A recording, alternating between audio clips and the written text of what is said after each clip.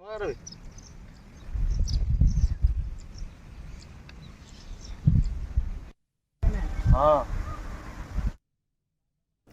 మహబూబ్ నగర్ జిల్లాలో పంట నష్టంపై మరింత సమాచారాన్ని మా ప్రతినిధి నరేష్ అందిస్తారు. నరేష్, చెప్పండి.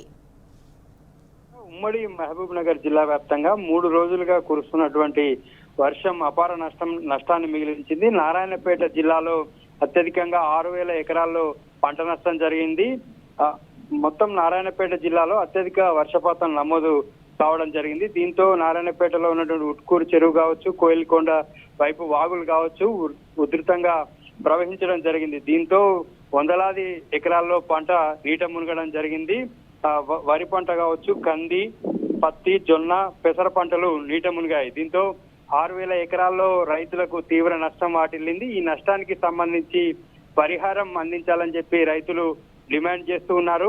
ఒకేసారి ఎక్కువగా వర్షపాతం నమోదు కావడం వల్లనే ఈ నష్టం జరిగినట్లుగా కూడా అధికారులు అంచనా వేస్తున్నారు. మరింతగా కూడా ఇంకా 2 రోజులు వర్షం ఉన్నటువంటి నేపథ్యంలో మరింతగా కూడా పంట నష్టం జరిగేటటువంటి అంచనా ఉన్నట్లుగా తెలుస్తుంది. మరోవైపు మహబూబ్ నగర్ జిల్లాలో కూడా 622 ఎకరాల్లో పంట నష్టం జరిగింది. వనపర్తిలో 1000 ఎకరాలు, జోగులాంబ గద్వాల జిల్లాలో 400 ఎకరాల పంట నీట మునగడం జరిగింది. 3 రోజులుగా కూడా ఎడతెరిపి లేకుండా కురుస్తున్నటువంటి వర్షాలతో జిల్లాలో ఉన్నటువంటి ప్రధాన వాగులు దుందుబి, పెద్దవాగు, ఊకచెట్టు వాగు అన్ని కూడా ఉధృతంగా ప్రవహించడంతో పక్కనే ఉన్నటువంటి పంటలన్నీ కూడా నీట మునగడం జరిగింది. పలు చోట్ల రోడ్లు తెగిపోవడం జరిగింది, చెరువు కట్టలు తెగిపోవడం జరిగింది. దీంతో 1000 ఎకరాల్లో పంట నష్టం జరిగింది. ఈ పంట నష్టానికి సంబంధించి అధికారులు నిన్న ఓ సర్వే నిర్వహించడం జరిగింది. సర్వేలో వనపర్తిలో ఎక్కువగా 6,000 ఎకరాల్లో పంట నష్టం జరిగింది.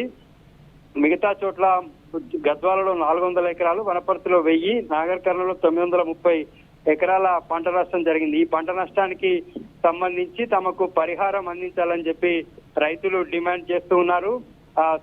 చేతికొచ్చేటటువంటి పంట నీట మునగడంతో రైతులంతా కూడా తీవ్ర ఆవేదనను వ్యక్తం చేస్తున్నారు. సింధూరం. Right, thank you Naresh.